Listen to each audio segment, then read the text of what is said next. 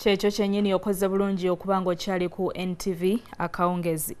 Gavumenti yavaayo ne kowola abantu bonna okugenda okwewandiisa basobole okufuna density.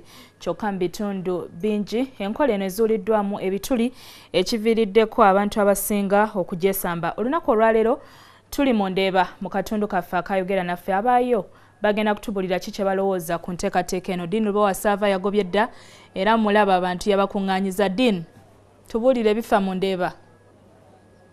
Abantu bagamba ki? Webale nnyo muganda wange Hatima Nalugwa okusinziira ku Serena Joli. Twatuuse dda mu Ndeeba waneeno ku NTV Yogeera Naffe buli lwakuna nga bwe tubeera. Olwaleero omulamwa gwe tugenda okuba nga tuteesako tugenda kuba nga twogera ku bizibu ki ebiri mu bantu bye basanze naddala mu kaseera kano nga beewandiisa okufuna density z'eggwanga.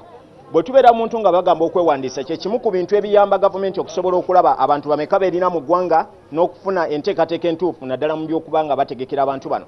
Abantu abandi emabega wano bangi nnyo bagenda kuba nga batuwa ebizibu ku ebyo bye basanze n'endowooza zaabwe ku ki kye balowooza okuba nga kye tukola okusobola okulaba nga tulongoosa omulimu guno buli muntu afune density y'eggwanga. Sebo akwatire ono chairman wa Ndeeba Central Zone omwami Nobala Kezironi. Obuzibu bwe tusanga mu kuwandiisa abantu baffe nti kits ze baatuwa mu miruka gyaffe kits ntono nnyo. Nga mu Ndeeba Parish twatusuubira kits 8 naye olwaleero tulina kiti emu etusobola okumalawo abantu bonna. Kale turn-up y'abantu nyingi naye omulimu gugenda kasoobo olw'okuba kits okubeera entono. Bikozesebwa okuba nga bitono. Nga bitono. Webale nnyo. Mama kiki osanze mu buzibu buno? Amannya n'eddoboozi bampita designer wo mu Ndeeba.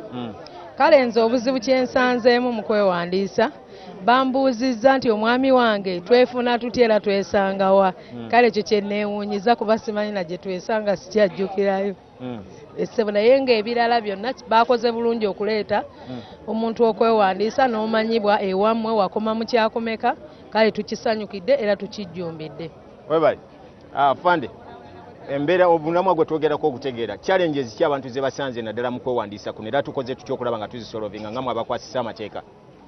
Abantu bangi nga bwe boogedde kits zikyali ntono naye kyemanyi nti gavumenti ejja kwongerayo obudde ti abantu bonna beewandiise. Bwebanga ku zooni tebakuwandiisiza wakyaliwo n'okugenda ku division oba mu byalo ebirala ku sub county. So ekiseera kikyaliyo era abantu bonna bajja kuwandiisibwa. Webale. Abantu abakewandiisa baweze emitwalo 5 abo abakafuna density z'eggwanga. Buzibu ki bwe mwakasanga? Nze Mpomba Ssenjala chairman wa Mpomba Zone. Ebyokwewandiisa tubinda bakuba mu buzibu nsonga kubanga bikyali ntandikwa ebintu byo bibeera mu ntandikwa tibyangwirawo wabula bwe tugenda nabyo mpolampola tujja kubiteekako era bitulerere nga bwe twateekawo LCs kakali emyaka 20 oba mu 6 niye bitambula era bijja kutambula bulungi. Era twaniriza identity kubanga ebyo bye bijja okuyamba okwawula eggwanga ku bantu abalala n'omuntu okuba ofuna buli kimu kyafuna nga kimugasa kubanga tajja genda kunoonya passport ene ejja kukola nga passport otambule mu nsi yonna enkwetolola bonna. Mangu tufune ne ku bakyala bali abali eri. Colin Lubeganze challenge gye nalabyewo mpozi ndabaddeko gye beewandiisiza naye nga bw'otuuka okwewandiisa bakuwa foomu. Kati njogera ku kitundu nga Ndeeba abasinga tuli bamakanika abasinga tebamanyi kuwandiika ogenda okujjuza foomu. Nalabye abantu abasinga obungi ziri mu lulimi lwe mutategeera. Mu lulimi olutategeera abantu atuna ku foomu n'agizaawo n'atambula n'agenda. So bateekewo abantu abayambako abantu okuvuna n'okubawandiikira. Webale nnyo. Gwosembayo sayidi eno tujja Amanya Kazibe Fred chairman w'akatale k'omu Ndeeba. Ekizibu ekize okwewandiisa tekwali kwa ssente newe bituuse kati kwa ssente. Olw'ensonga nti abantu bangi kati mu kubeera abangi waliwo abataagala kugumiikiriza layini kati bo bawaayo ssente kati bali abakola nabo ne batandika kukola ku balina ssente ne baleka abantu abalala. So singa ebintu bingi abantu bandi badde basobola bakolako mu bwesimbu n'ekirala abantu be bateekawo okukola ku mulimu gw'okwewandiisa baavudde ku mulamwa gw'eggwanga lyabwe bawandiika buwandiisi buli omu n'aleeta ebbaluwa bawandiika tebakyalina mulamwa mutuufu gw'eggwanga lyabwe. Katufune ku bakyala bano. Mama. Amannya agange nze Juliet Nalwanga. Nze obuzibu bw'ensanze mu kulonda mu kwewandiisa kuno ebibuuzo bingi abantu abataasoma bangi okusobola okumanya ki ekiri ku lupapula olwo. Kale tubadde tusaba babenga bayambako abantu okusobola okwewandiisa ebibuuzo byabagobye. Amanya gange bampita Olivia Buyondo nga nze kyendabye mu kwewandiisa kuno kuba neewandiisizza dda.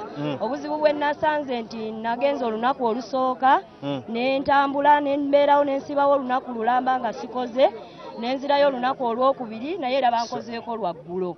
So waliwo okusooba kungi kuba ebikozesebwa kompyuta zifa ne bagamba kamera yafudde ne mutuula abalala ne batambula ne bakowa. Omulala ekibuuzo kyembuuza nze mpiima abantu ekibuuzo twanguwe. Ekibuuzo kyembuuza nti lwaki batandikidde kuwandiisa ku bantu ba myaka 16 anti bwe tunaatuukira mu kulonda bajja kuba bawezeza emyaka 18 kati abana abalala batawandiisizza bo si bannayuganda abaana tujja kubalaba.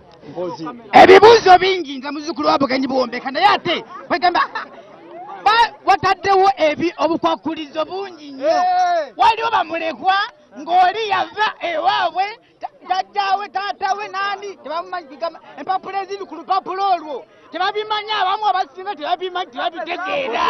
Obudde abantu abakadala okusinziira wano mu Ndeeba nze kyembadde nteeseza ku gavumenti nti baalireeseeyo ku voters register enkadde abantu beewandisiza mu eyo ne baba nga abamu beeyongera baleeta webale nnyo olw'obudde okubanga tusigaza butono nnyo tebatukkiriza batugamba tukome wano.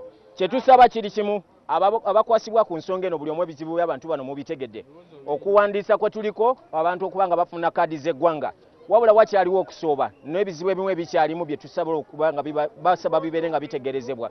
Kambazeyo eri muganda wange Hatima Nalugwa mbadde Dean Lubo wasaava wano mu Ndeeba we tubadde tuli ku mulamwa gwaffe gwa Yogeera Naffe okulaba ng'abantu bafuna density z'eggwanga. Hatima genda maaso n'amawulire gaffe amalala. Mwebale nnyo mwena abateeseza. Mwebale nnyo Dean Lubo wasaava. Ezo nno z'endowooza z'abantu b'omu Ndeeba babadde boogera ku nsonga eriwo ey'okwewandiisa okufuna density z'eggwanga.